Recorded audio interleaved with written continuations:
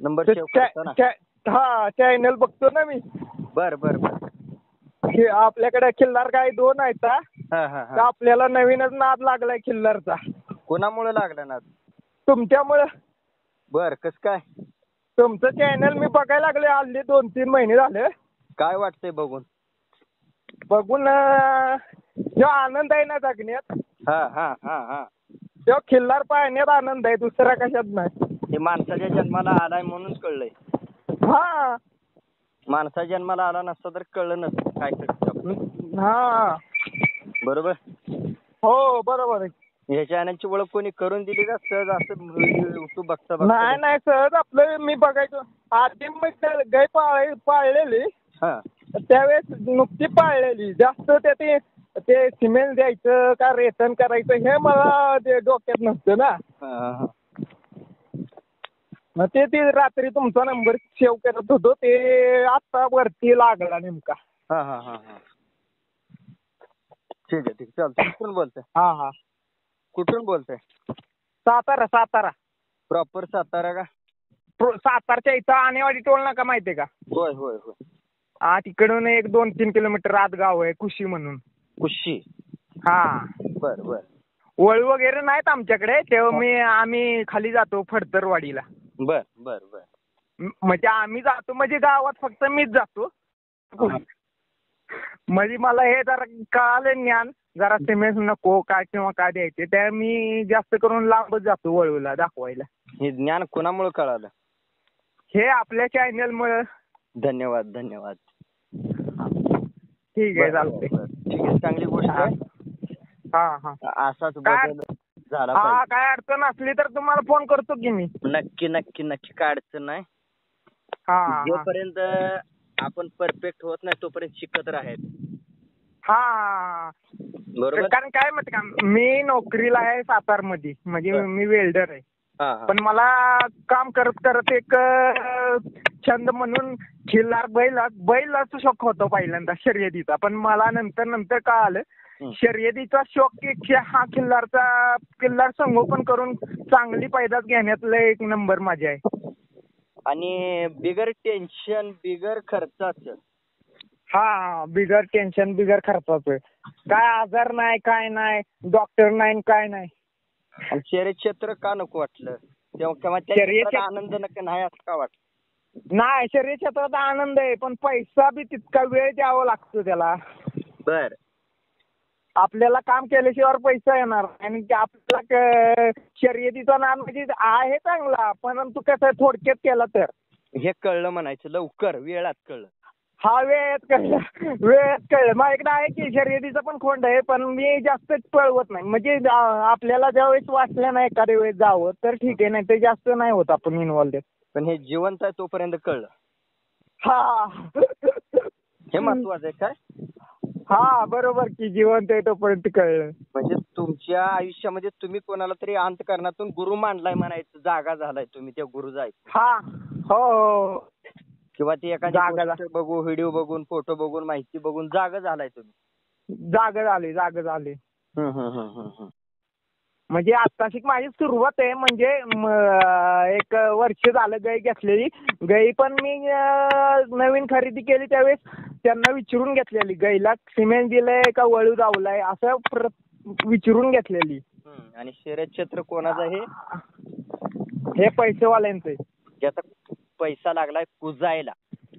हा, पैसा लागलाय.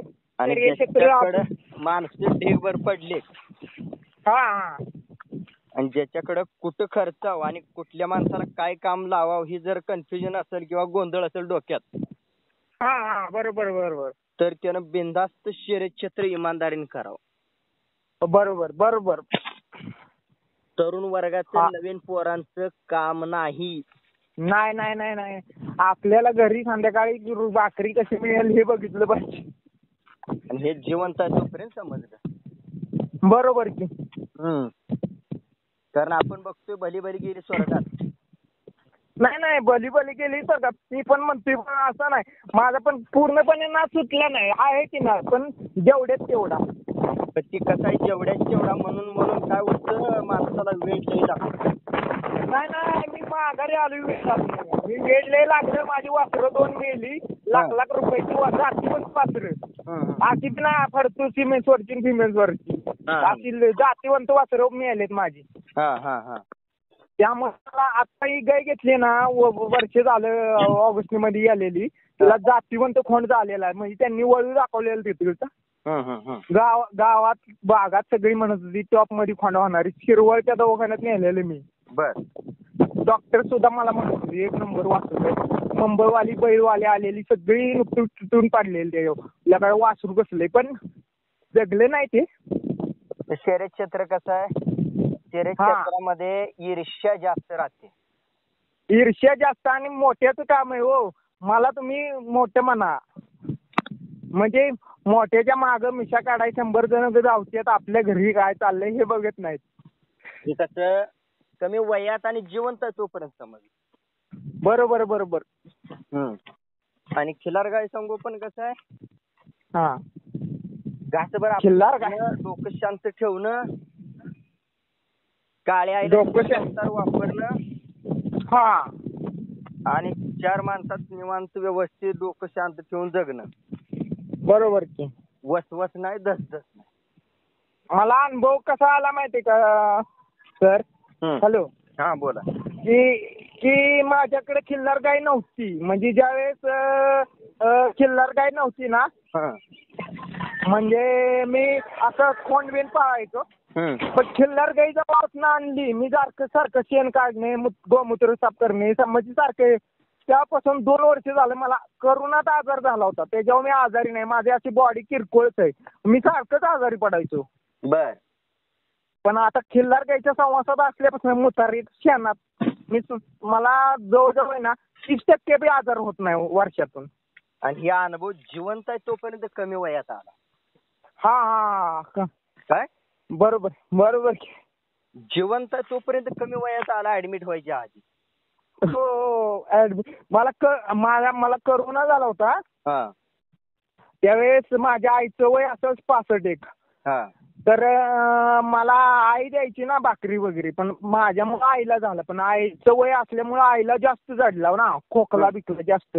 पण ती आई दहाळ वगैरे काढायची ना, गायच्या संवासात सारखी असायची. आणि आमच्या घरी दूध वगैरे असायचं खिल्लारचं. पण गावातील बरेच शिट्ट्या गेल्या त्याच्यात, पण आमच्या घरात आच नाही आली कुठे. काय नाही झालं, म्हणजे आई पण व्यवस्थित झालो, मी पण व्यवस्थित झालो. पण ही कृपा कुणाची, कशाची कृपा ही कळलं पाहिजे. बरोबर की. आणि ज्याला कळलं तो खरं माणसाच्या जन्माचा. बरोबर. आणि खिलार शेतकरी शान परिवार काय करतोय, जिवंत आहे तो शानपणा देऊन जागृत करून ठेवतोय माणसांना, प्रत्येकाला. नाही बरोबर. माणसांना अजून पण कळत नाही. तुम्हाला सांगू का, आमच्या इथं लोक आहेत ना, आता मला ना आवडत होतील कशाला रुपये इन्कम नाही, उगाच कशाला ह्याच्यात असं करतो. अरे इन्कम नसू द्या, पण समाधान आहे ना. ते इन्कम त्यांना विचारायचं की ते इन्कम माग किती रखरख आहे माहितीये का म्हणायचं तुला? बरोबर की. इन्कमच्या माग रखरख किती आहे. समाधान थोडं आहे का? समाधान आहे का विचारायचं? समाधान नाही ना. आता 4 दिवसाची खोंड जलमले की तुम्ही सोडून देताय. अक्षरशः मनाला लाज वाटली पाहिजे. तसल्या गाया पाळून तुम्ही पापच घेताय ना. ते कसं काय, ते त्यांना तिथं नाही कळत. जे जीवनात भोगा येते ना, त्याचं त्यांना वाटतंय हे नाही त्याचं, पण ते तसंच आहे. आणि सगळा अनुभव येण्यासाठी कोणत्या तरी चांगल्या विचाराच्या माणसाची दोस्ती करावी लागते. बरोबर की. चांगल्या विचाराच्या माणसाची जेव्हा दोस्ती कराल तेव्हा आपण काय करतो हे समजणार आहे. बरोबर. नाहीतर तुमचं नाव, तुमचा पैसा तुम्हाला चुकीच्या मार्गाने मिळवता येतो. पण त्या ठिकाणी एक मीपणा, गर्व, अहंकार निर्माण होतो माणसाच्या अंगात. आणि तोच मीपणा, गर्व, अहंकार कधी तुम्हाला संपवून सांगता येत. बरोबर की. म्हणून खिलार गाय सांभाळणं म्हणजे सगळ्यांना ब्रेक आहे, सगळ्या चुकीच्या गोष्टींना ब्रेक आहे खिल्लार गाय संगोपन म्हणजे. बरोबर बरोबर. हा, चुकीच्या गोष्टींना ब्रेक, बरोबर आहे. आणि चांगल्या गोष्टींना आमंत्रण आहे. हा बरोबर की. खिल्लार गाय संगोपन. हा. आणि त्यातल्या त्यात हे नशीब आहे माझं की ज्यांच्या डोक्यात ट्यूब पेट ते चॅनल बघून तो प्रतिसाद देतो फोन करून आवर्जून, हे माझं नशीब आहे. बरोबर. हं? हा. आज तुमच्या डोक्यात प्रकाश पडलाय आणि तुम्ही मला फोन केला नाही तर माझं कुठलं नशीब आणायचं मग. नाही मी सेव्ह करत होतो त्यावेळेस लागला, नाहीतर मी रात्री तर मला असं पण हाय केलेलं आहे. आणि आता काय माहिती होती, त्यानंतर मी आता एक महिन्या पाठीमागे एक कालवड घेतली आहे. म्हणजे ती कालवड जातीवंत आहे गायपेक्षा. काजळी खिल्लार. बर बर बर. हाय वर्षाचीच कालवड आहे, पण चांगली आहे. आणि रात्री मला मेसेज केलता का? हा, हाय म्हणून मेसेज केला होता फक्त. हा.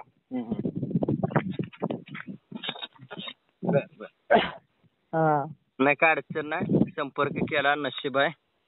हा, माझे नशीब आहे की बाबा तरुण वर्ग जागा होतो ह्याचा मला आनंद आहे. बरोबर काय. हा, तरुण वर्ग जागा होतो याचा आनंद आहे मला.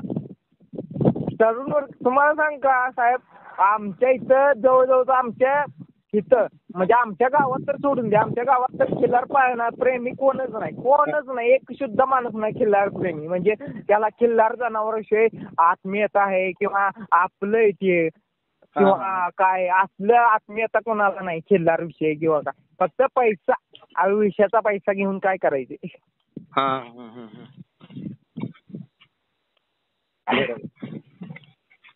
आणि मी मोहाच्या वाड्यावरती म्हणजे सातारा इथे कामाला आहे, पण मला जेव्हा खिल्लारचा नाद लागला का म्हणून माहितीये का, मला एकतर संगत नकोय कोणाची अशी, म्हणजे बाहेर आपण गेलं की आपल्या गुरात आणि आपणच असतो. संगत करावी कोणाची माहितीये का, ज्यांच्या शरीरात डोक्यात स्वच्छता आहे अशा लोकांची संगत करावी. हा बरोबर बरोबर बरोबर. ज्याच्या डोक्यात स्वच्छता आहे. हा बरोबर की. ज्याच्या डोक्यात वसवस नाही.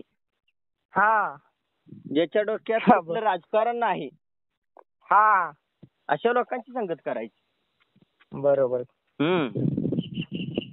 राजकारण एकदा पोखरा लागलं का नाही आपल्याला, हा, आपण काय करतो हे कळत नाही आपल्याला बरं. हा बरोबर. हा, आणि एकदा त्यात चांगल्या चुकीच्या गोष्टींची संगत लागली, सवय लागली हा की तुझं चुकतंय म्हणून सांगणार आई बाप सुद्धा कोण तयार होत नाही. जा तुला कुठं बोंबलत जाय तिकडे जा म्हणजे. बरोबर बरोबर बरोबर. थोड्या वेळ सांगते रे बाबा ही चुकी जाईल, तेव्हा लक्षात येत नसतं, कारण तेव्हा संगत चुकीची झालेली असते आपली फास्ट. बरोबर बरोबर. फास्ट लोकांशी चुकीची संगत झालेली असते, त्याच्यामुळं आपल्याला आई बाप पण कंटाळले सांगायला. हो बरोबर. हा, जा तुला कुठं बोंबलत जायचं जा म्हणजे सहज. हा हा, मग त्यावेळेला आपण ओळखायचं की बाबा खरंच आपलं कुठं तरी भरपूर चुकलंय.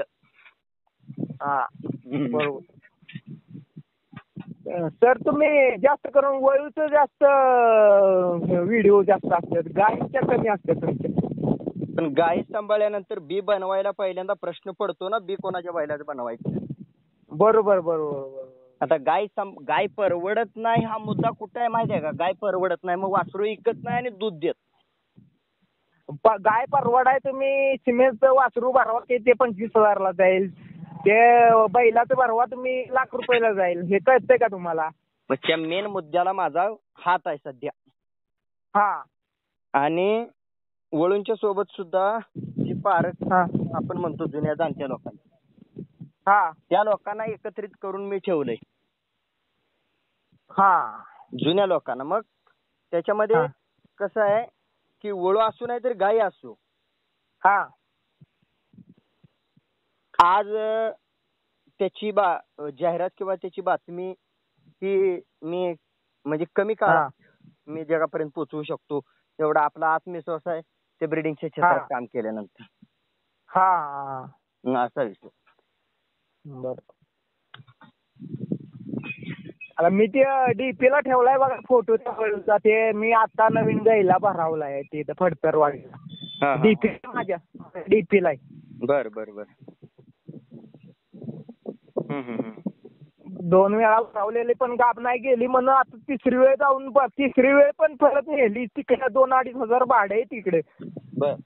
तरी तिसरी वेळेला नेलीच. का हेट जास्त होती ना यावर्षी उन्हाळ्यात. त्यामुळे राहिली नव्हती गाब. बर बर. काय अडचण नाही. म्हणजे ज्या गोष्टीला वेळ द्यावा लागतो, ज्या गोष्टीला खर्च करावा लागतो, किंवा जी गोष्ट ज्या त्या कंडिशनला विचार करून घडवावी लागते तेव्हा घडवावीच लागते. त्यातून वेळ निघून गेली तर, आणि महत्वाचा गुरु कोण नसेल किंवा आपलं चुकीचं आहे का बरोबर आहे, जर तुम्हाला शहानिशा करायची सवय नसेल तर खिल्लार परवडत नाही. सिद्ध स्वतःला करून घेताय तुम्ही परत. बरोबर. त्यांना त्याच्यात काय परवडतच नाही त्यांना. म्हणजे बाबा मी किती जणांना गावात सांगतो तुम्हाला वाटतं परवडत नाही, बऱ्याच जणांना मी सांगतो. मी जातीवंत मी ना अशा क्लिपा शोधून काढतो. ह्या वासराची किंमत 2 महिन्याच्या कालवडीची 1 लाख रुपये किंमत आहे, 2 महिन्याच्या खोंडाची 3 लाख किंमत आली, हे दाखवतो आवर्जून माणसांना. हे परवडत नाही कुठे, ब्रीडिंगमुळं दुधामुळं परवडत नाही. आता नाही गया पण खिल्लार देते माझ्याकडे ना. म्हणजे काय झालं, लंपीच्या कालावधीत मी एक गाय घेतलेली खिल्लार. लंपी यायच्या आधी, आणि ते लंपी आल्यानंतर माझ्या खोंडाला झाला लंपी झाल्यानंतर मी म्हणलं ह्या गाईला पण लंपी म्हणजे खोंडाच्या संसर्गानं होऊ शकतो. आणि माझी जरा अडचण होती. तर मी काय झालं, मी असं ग्रुपवर टाकलं की गाय देणे आहे म्हणजे सांभाळायला. म्हणजे तुला नको असली तर माझी मला दे असं सांभाळायला. तर त्या पोराने काहीतरी नेली विकली काय केलं मला माहित नाही. मी त्याच्यावर केस बीस ठोकणार होतो. त्याने फोन बिन स्विच ऑफ बंद केला. मला म्हणलं मला गाईचा पैसा नको, फक्त माझी मला गाय आणून दे. त्यानं काय केली त्यानं सांगता येत नाही काय केली, आपण विचार पण करू शकत नाही. पण अशी माणसं बी चांगली नाहीत जगात.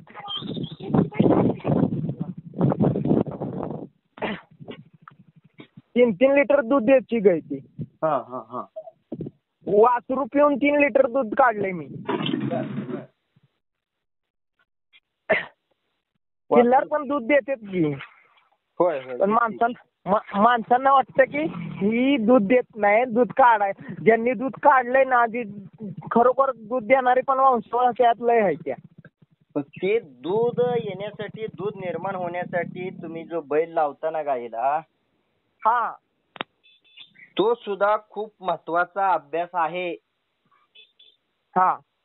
गाईला चारल्यावरच दूध येतं असं नाही. बरोबर. तर इनब्रिडिंगच्या कालवडी, इनब्रिडिंगच्या गायी असतील, म्हणजे भाऊ बहिणीचं लग्न, माय लेकराचं लग्न. बरोबर. मला ते काळूराम लंगोटे माहिती आहेत का तुम्हाला, ते वापगाव पुणे? माहिती आहे.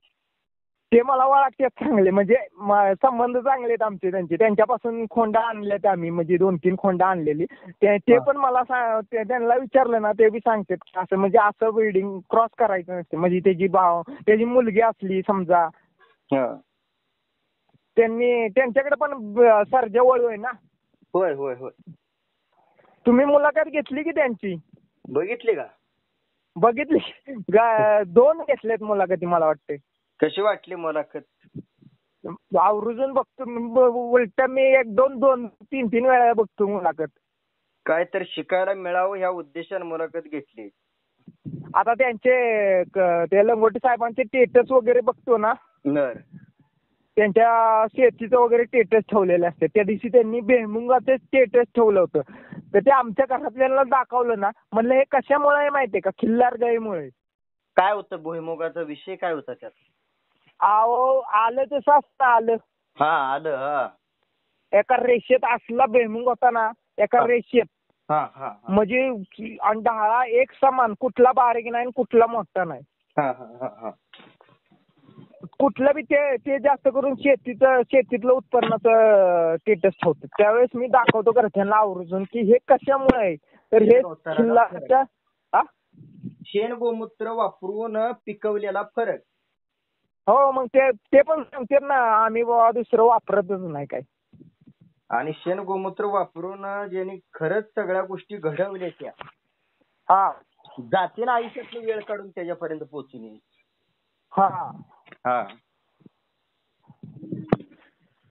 तेव्हा कळतंय की बाबा खरंच आपल्या दारात शेण गोमूत्र आहे, त्याचा वापर खरंच आपण करू शकतो का. बरोबर की. आपल्या दारात शेण गोमूत्र आहे, त्याचा आपल्याला फायदा होईल का. हा बर ते आहे ते आपल्याला कुठं विकत मिळू शकतं का. नाही नाही नाही नाही. आणि जे दारात आहे त्याची किंमत आपल्याला खरंच समजली आहे का. हा काय बरोबर.